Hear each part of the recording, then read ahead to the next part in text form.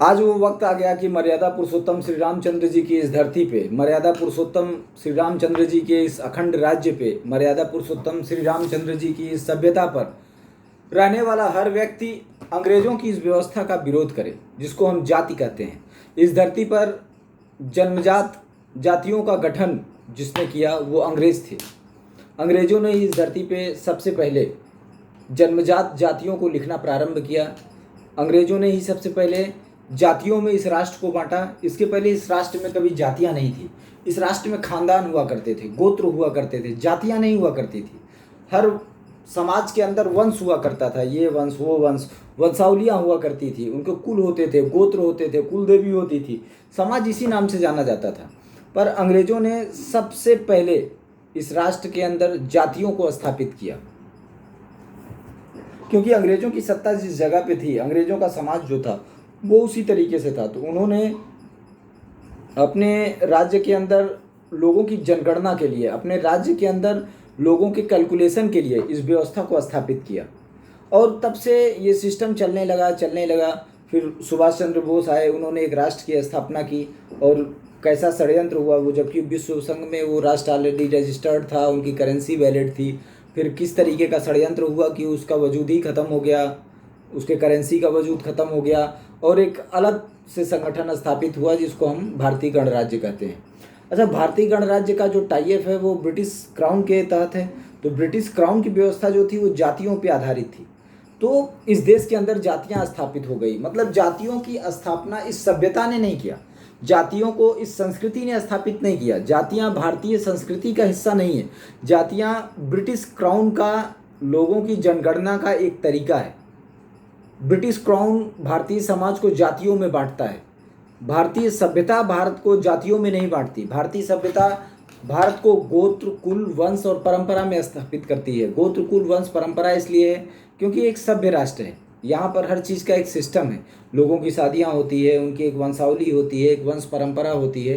गोरे uncle के यहाँ ऐसा नहीं होता। वहाँ तो पहले अगर आप देखेंगे तो अरस्तु के टाइम तक, अरस्तु के खुद के बोलते हैं कि 3-4 बच्चों में से 2 कुत्ते खा गए, क्योंकि वहाँ पे ऐसा सिस्टम था कि अभी भी आप जाएंगे इंग्लैंड के जितने बड़े बड़े शहर हैं, गांव हैं, गांव में एक चर्च रहता है, चर्च में स्कूल रहता है, चर्च के बगल में बियर बार रहता है। तो मतलब एक सिस्टम है कि लोग सुबह उठेंगे, संडे को चर्च में जाएंगे, चर्च के बाद वहाँ उठने बैठने का, जैसे हमारे यहाँ लोग मंदिर पे बैठते हैं, पीपल के पेड़ के नीचे बैठते हैं, वैसा नहीं है। वहाँ लोग बैठने की जगह बियर बार है।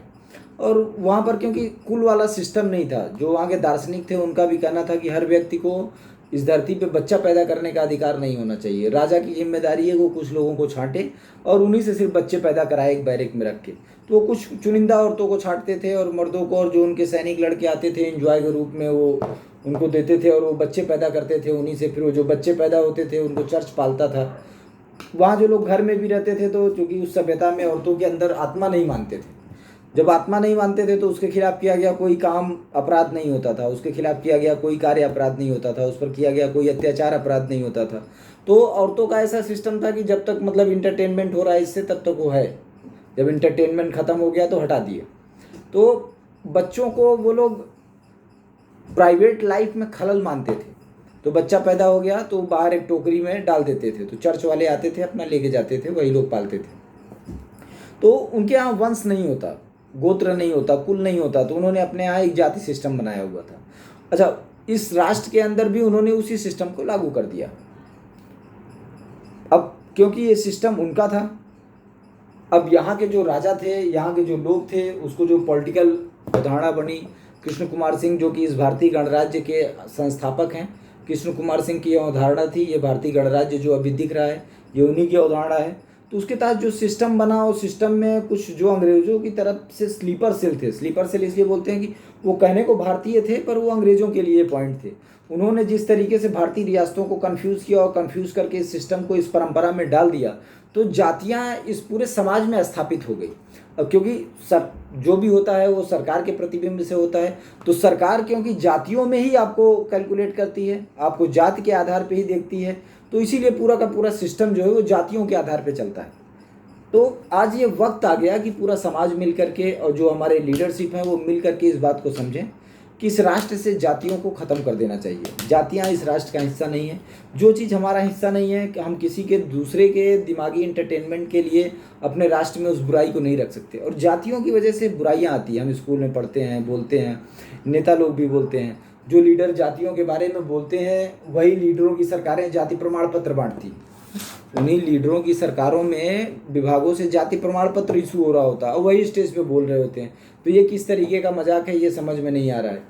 क्योंकि जाति एक बुराई है, जाति एक वायरस है, इसलिए जातियों को समाप्त करना जरूरी है।